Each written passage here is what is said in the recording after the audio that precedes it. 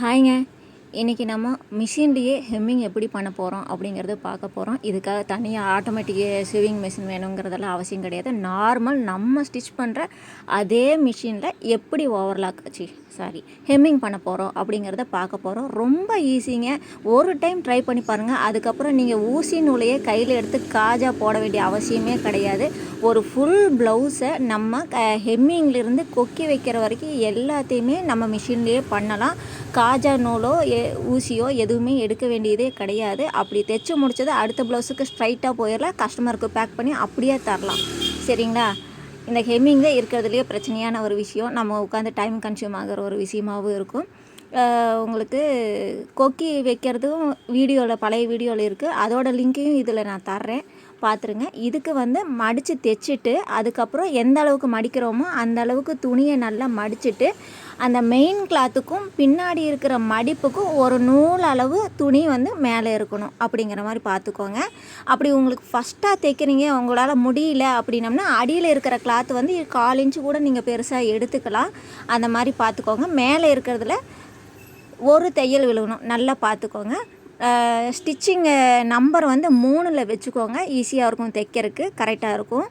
2ல் அதுக்கு மேலே ஏதாவது வச்சிங்கன்னா ரொம்ப துணி பிடிச்சிரும், இல்லை ரொம்ப கம்மியாக துணி பிடிக்கும். அதனால் 3ஆம் நம்பர் கரெக்டாக இருக்கும். 3ல் செட் பண்ணிக்கோங்க. ஒரு 4 தையல் விழுகணும் பின்னாடி இருக்கிற கிளாத்தில். நல்லா பாருங்கள், பின்னாடி ஸ்ட்ரைட்டாக வரும்போது பின்னாடி இருக்கிற கிளாத்தில், கிராஸ் ஆகும்போது மெயினான கிளாத்தில் ஒரு தையல் விழுகுது. நேராக பாருங்கள், வெயிட் பண்ணுங்கள். நேராக தைக்கணும். நல்லா பார்த்துக்கோங்க, கவனமாக பாருங்கள். நேராக தைக்கிறோம் ஒரு தையல் கிராஸு 1, நேராக தைக்கிறோம் ஒரு தையல் கிராஸு, நேராக தைக்கிறோம் ஒரு தையல் கிராஸு. நல்லா கவனிச்சுக்கோங்க. நேராக விழுகிற தையல் பின்னாடி இருக்கிற எக்ஸஸ் துணிலையும், ஒரு தையல் கிராஸ் முன்னாடி இருக்கிற மேல் துணிலையும் விழுகும். அப்போ பார்த்திங்கன்னா உங்களுக்கு ஹெம்மிங் பண்ணுற மாதிரியே உங்களுக்கு அழகாக வரும். நம்ம கையில் ஹெம்மிங் வச்சோம்னா எப்படி கொஞ்ச நாளில் அந்த ஹெம்மிங் அந்து போச்சு, மறுபடியும் ஹெம் பண்ணி கொடுங்க, சரியாக பண்ணலை அப்படின்னு சொல்லுவாங்க. என்ன தான் நம்ம சரியாக செஞ்சாலும் பழைய ப்ளவுஸ்னால் அது அந்து போகிறது சகஜம்தான். ஆனால் இந்த மாதிரி ஹெம்மிங் வச்சிங்கன்னா அந்த ப்ளவுஸ் கிழிஞ்சு போகிற வரைக்கும் உங்களுக்கு ஹெம்மிங் போகவே போகாது.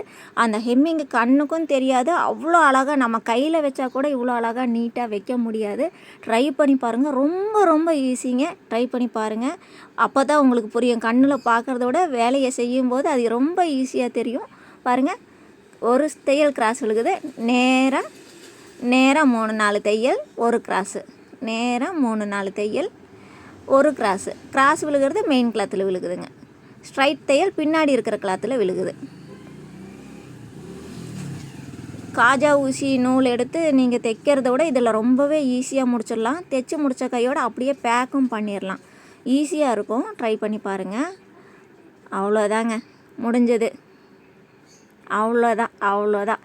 பாருங்கள், இப்போ பார்க்கலாம். நம்ம மடித்தது இந்த மாதிரி இருக்கும். தையல் மேலே தெரியவே தெரியாது உங்களுக்கு. அந்த ஒவ்வொரு குத்து விழுந்தது தெரியுதுங்களா? அந்த ஒவ்வொரு குத்து தெரியுதா?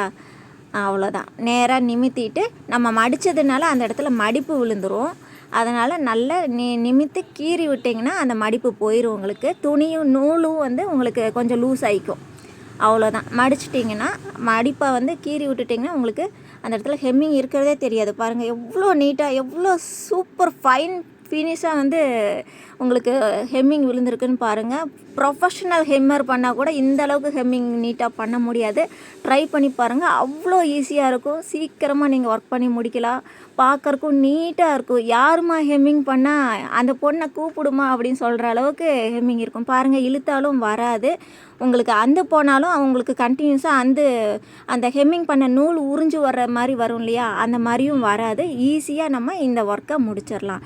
ட்ரை பண்ணி பாருங்கள். அல்வா மாதிரி இருக்குது எனக்கு பார்க்குறக்கு. இந்த வீடியோ போடுறக்கே எனக்கே சந்தோஷமாக இருக்குது. ட்ரை பண்ணி பாருங்கள். இந்த சந்தோஷம் உங்களுக்கும் வரும். பார்த்திங்கன்னா இதில் இன்விசிபிள் ஹூக்கு, இதையும் மிஷின்லேயே தான் வச்சுருக்கோம். கையோடு இந்த ஒர்க்கை முடித்து அப்படியே பேக் பண்ணுறக்கு எடுத்து வச்சிட்டேன் நான். இதையும் பாருங்கள். இந்த வீடியோ வேணும்னா பழைய வீடியோவில் இருக்குது பாருங்கள். மேலே லிங்க்கு தரேன், அதையும் டச் பண்ணி நீங்கள் எடுக்கலாம். அவ்வளோதான். இங்கே ஐஸ் வைக்கிறதும் ஃபுல்லாகவே நம்ம மிஷின்லேயே வச்சுருக்கோம். அங்கே கீழே வந்து ஐஸ் வைக்கிறதுக்கு ஒரு ஐஸ் வைப்போம் இல்லையா லூப்பு, அதை கூட துணிலேயே மடித்து வச்சுட்டேன். இப்போ பார்த்தீங்கன்னா ஃபுல் அண்ட் ஃபுல்லாக நீங்கள் வந்து ஊக்கு ஊசி எதையுமே வந்து ஊசி நூலில் காஜா போட வேண்டிய அவசியமே இல்லாமல் ரொம்ப சிம்பிளாக முடிஞ்சிடும். ஈஸியாக ஒர்க்கு முடியும். டாட்டா பாய் பாய். ட்ரை பண்ணி பாருங்கள் மறக்காமல். அடுத்த வீடியோவில் பார்க்கலாம்.